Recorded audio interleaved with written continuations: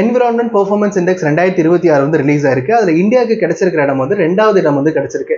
அதாவது மொத்தம் 177 நாடுகளை வந்து லிஸ்ட் பண்ணியிருக்காங்க. அதுல இந்தியா வந்து கடைசியிலிருந்து 2வது இடம் வந்து பிடிச்சிருக்கு. 176வது ரேங்க். இந்தியாவோட இபி ஸ்கோர் அப்படிங்கிறது 22.46.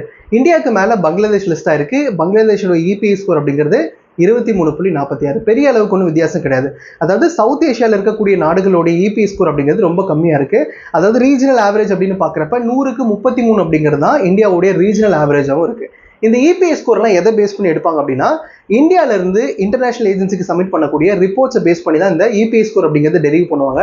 இன்டர்நேஷனல் ஏஜென்சி அப்படின்னா வேர்ல்ட் பேங்க்கு சப்மிட் பண்ணக்கூடியது, WHO சப்மிட் பண்ணக்கூடிய ரிப்போர்ட்ஸ் எல்லாமே பேஸ் பண்ணி இந்த இபிஎஸ் ஸ்கோர் அப்படிங்கிறது டெரிவ் பண்றாங்க.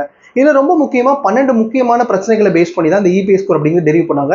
உதாரணத்துக்கு ஏர் குவாலிட்டி எவ்வளவு இருக்கு, வாட்டர் சானிடைசேஷன் எப்படி இருக்கு, அதே மாதிரி இந்தியாவில் இருக்கக்கூடிய அக்ரிகல்ச்சர் என்னென்ன மாதிரியான பிரச்சனைகள் இருக்கு, கிளைமேட் சேஞ்சுக்கு எவ்வளவு வந்து ஆக்ஷன் எடுத்துட்டு இருக்காங்க, இது எல்லாத்தையும் பேஸ் பண்ணி தான் இந்த இபிஎஸ் ஸ்கோர் அப்படிங்கிறது டெரிவ் பண்ணுவாங்க. இது எல்லாத்தையும் பேஸ் பண்ணி நம்ம ஒரு கன்க்ளூஷனுக்கு வரலாம். இந்தியாவில் இருக்கக்கூடிய கிளைமேட் அப்படிங்கிறது மற்ற நாடுகளை கம்பேர் பண்ணும்போது டிஃப்ரெண்டான கிளைமேட். இப்போ நீங்க வந்து யூரோப் கண்ட்ரீஸ்லாம் எடுத்துக்கிட்டீங்கன்னா அவங்க டெம்பரேட் கிளைமேட் இருக்கு, அதுக்கேற்ற மாதிரியான ஒரு ஏர் குவாலிட்டி அப்படிங்கிறது இருக்கும், வாட்டர் கண்டிஷன் அப்படிங்கிறது இருக்கும். இந்தியாவுடைய டிராபிக்கல் கண்டிஷன் அப்படிங்கிறது கொஞ்சம் வித்தியாசமா இருக்கும். அதையும் நம்ம அக்செப்ட் பண்ணி ஆகணும். ரெண்டாவது, இந்தியாவில் இருக்கக்கூடிய பாப்புலேஷன் அப்படிங்கிறது ரொம்ப பெரிய பாப்புலேஷன், அதையும் நம்ம அக்செப்ட் பண்ணி ஆகணும். அதே சமயத்தில் இதெல்லாம் எக்ஸ்கியூஸ் சொல்லக்கூடிய ஒரு விஷயமும் கிடையாது.